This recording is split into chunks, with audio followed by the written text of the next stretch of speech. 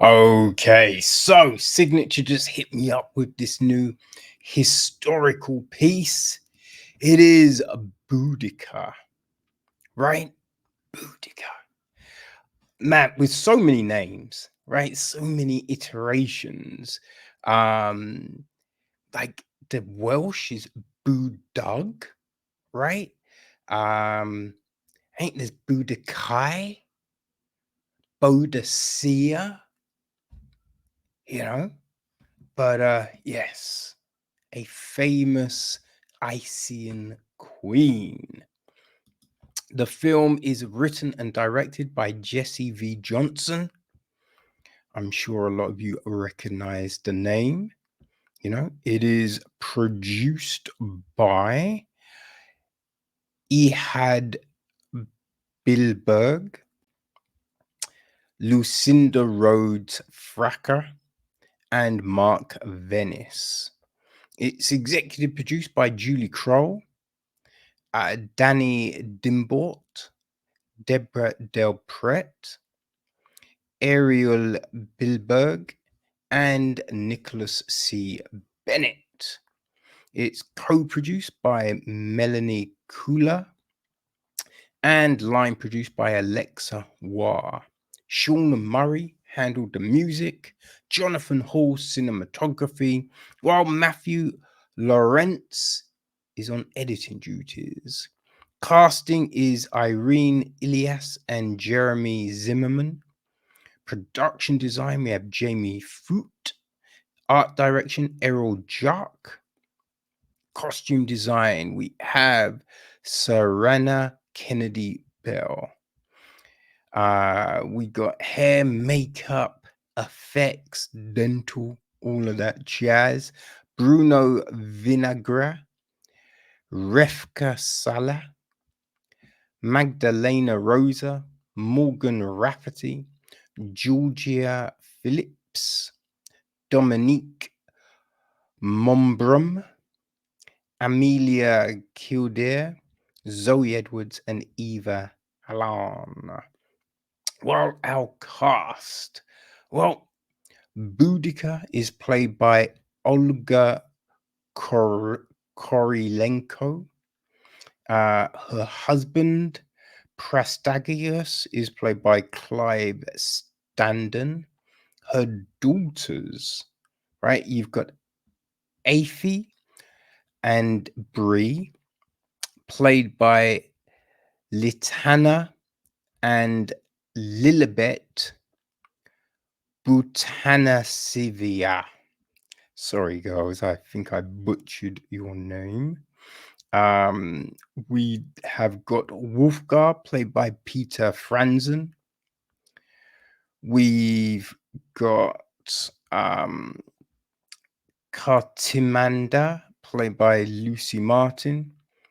Catus Desanos, played by Nick Moran. The Old Druid is played by James Faulkner. Syrian is played by Leo Gregory.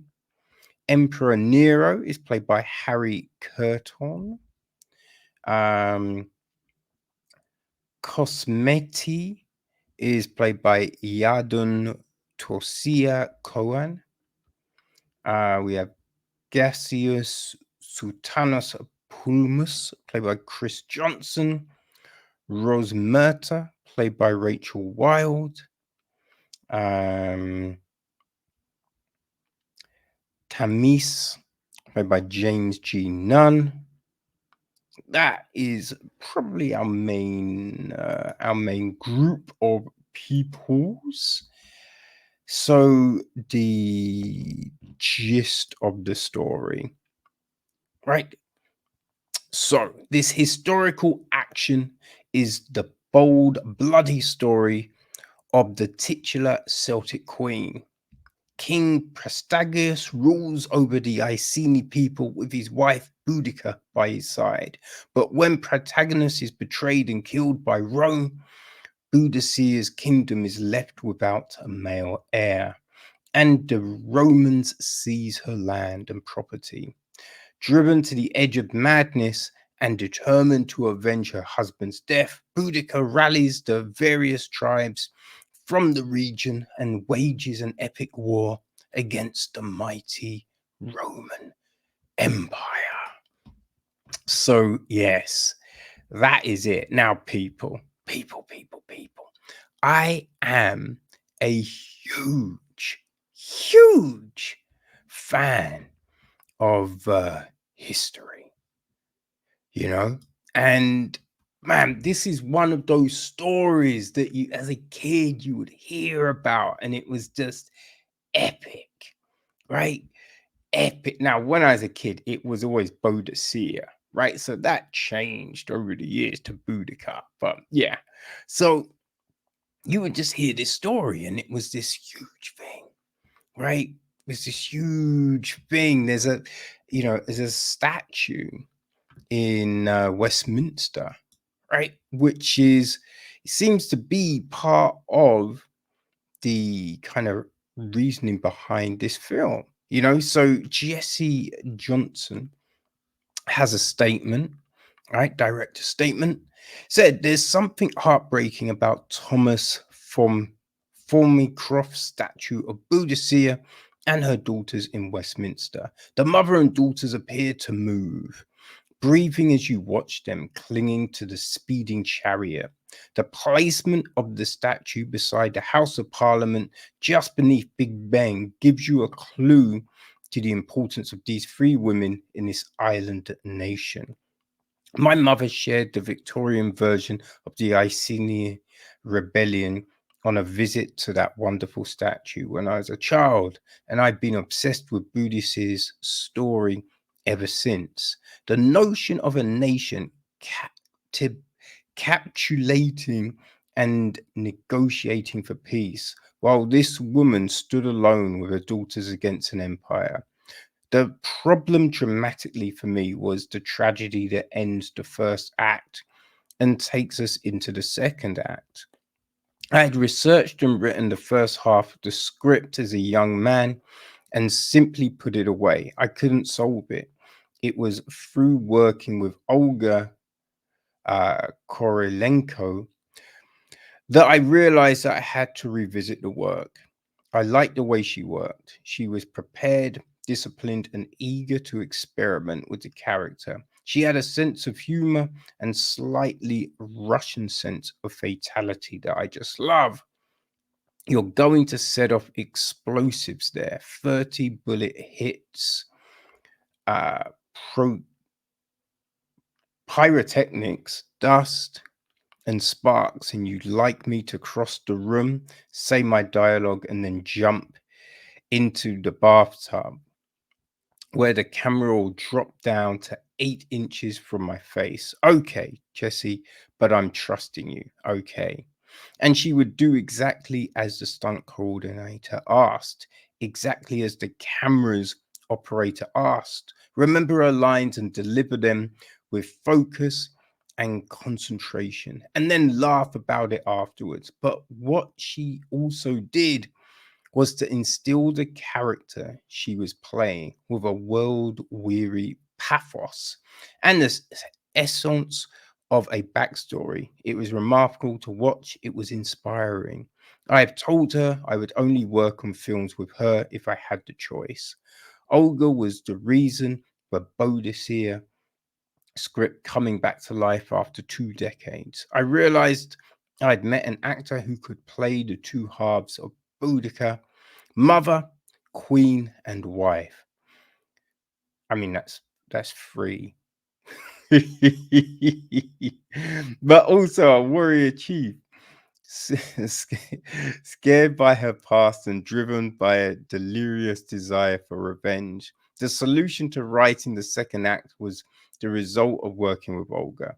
The fires of Boudica, set in the Roman cities she burned across Britain, have permanently marked the soil grades with a rich black scar, a fixed streak of soot layered with molten glass, a reminder of the intense temperatures of those raging, murderous infernos she set.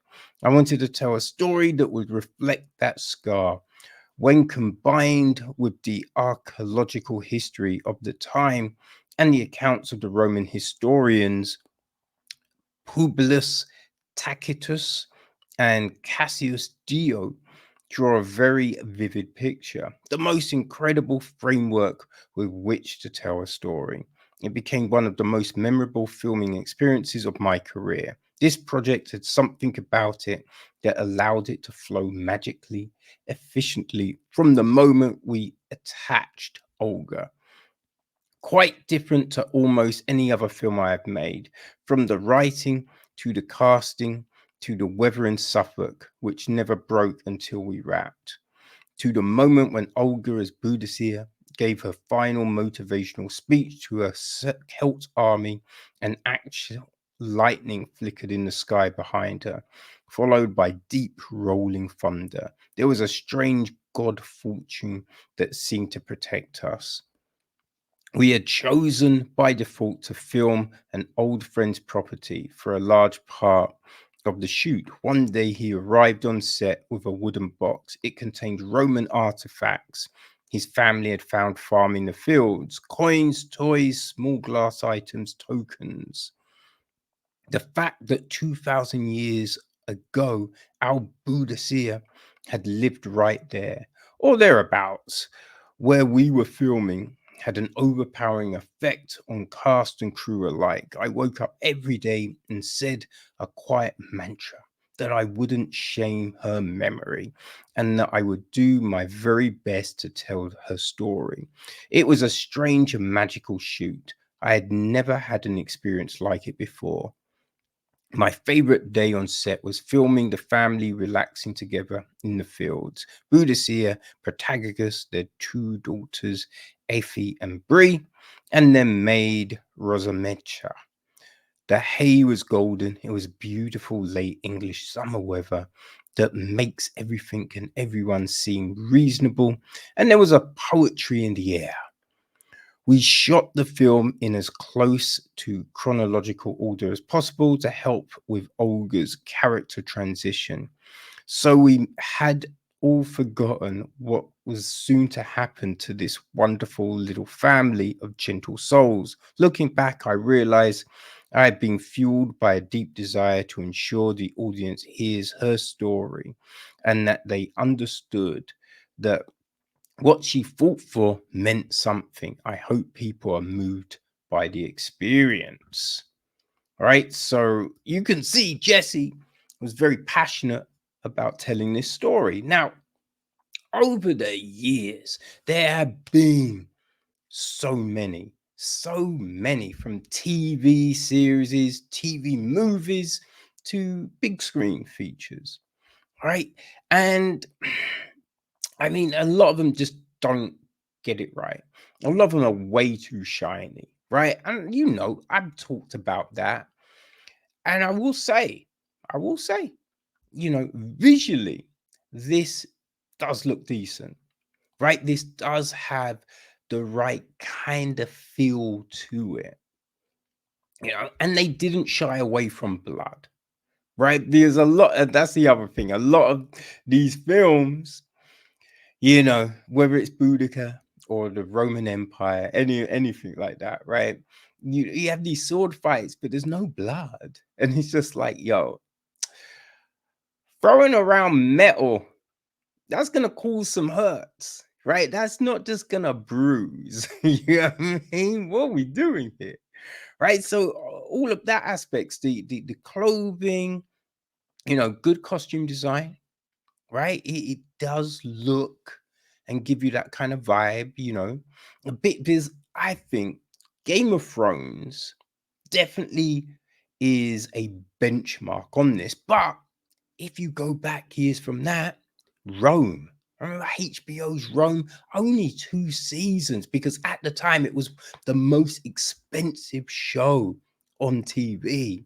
But that was epic, right? That had the feel and look of what you wanted a Roman tale to be. And so this, do you know what I mean? This held up pretty well on that front. You know what I mean? Now, they do take some crazy liberties with the story. They do take some liberties with the story, right? The Nero situation. Um, now, there's stuff that happens to Boudica, right? There's the situation with her husband, because it wasn't necessarily as it was in the film, but then what happens, right? And listen, it's a tricky one because it's not like you want certain things to be on screen, but you know, it is look, when something is a punishment and you are trying to shame someone, you're not leaving them, dressed in their garms, right? And a flogging, boy, you know what I mean? Yeah, hey, people would tell you, right, when you spoke to your parents, right? Because your parents were that age where, getting a caning in school was still a legal thing. It was still a thing, right? A caning hurt, right? A paddling hurt. So imagine being whipped, right? Where it would tear the flesh in your back, right? A lot of times there was knots in the rope or, bits of glass or metal in the rope to cut, right? That's a crazy thing. So that, it wasn't terrible, but it wasn't quite there. I think a big, something that always happens in a lot of films, right? You have someone that hasn't used a sword, doesn't fight, but then suddenly have a little bit of training and they're doing things, and it's just like, yo, it's not gonna happen, right? You need to have been doing that shit from day diddly dot because it's about muscle fatigue, right? It's waving that sword around and you get tired, right? You need to develop the muscles to be able to do that. And it's not the same as gym muscles. These are functional muscles, right? You need those. Also, right? Just it's all well and good, waving a sword, boom, boom, boom, boom, but it's deflecting another sword, right? It's bracing yourself to that strike because you're not going to have that. You're not going to be able to do that. So I feel we could have had more on, I feel if we had said she used to train from from jump, you feel me? That would have boded better, right? Now, I will also say this is me being a picky motherfucker, right? Because I'm a historian, motherfuckers, right? So this is me. I'm looking at there's certain things that I look at and I see, and I'm just like, no, what are we saying? What are we doing? You know, it's like having Boudica in trousers all the time. No one else is wearing fucking trousers. You know what I mean? No one else is wearing trousers, right? A big thing about the Celts, a lot of the times they'd be fighting naked, right? They were fighting just with paint on. You know what I mean? And that would frighten the Romans, right? You'd be like, yo, these freaky motherfuckers, what are we doing? They're all painted up. They're all fucking chanting and all of that, right? Because this is another thing. Druids were mad on mushrooms, right? So it was drugs and mushrooms to kind of bring on that berserker effect, a bit like the Vikings. So I think, right, because that, again, that was a big part. There's, tactics, probably not the best. There probably were some I mean, you had to have tactics to a degree, but it was about that battle high. So I would have liked to have seen that element in this film too. You know what I mean? I would have liked to have seen that. But here's the thing, people. If you are a fan of like Xena, Warrior Princess, if you're a fan of that Stars Spartacus series, right? This works, right? This works. This fits into that kind of vibe and feel. You know what I mean? So this isn't. I wouldn't say it's like Jacka's medieval, right? Or Rome, Game of Thrones, the Lost Kingdom. It's not quite there, right?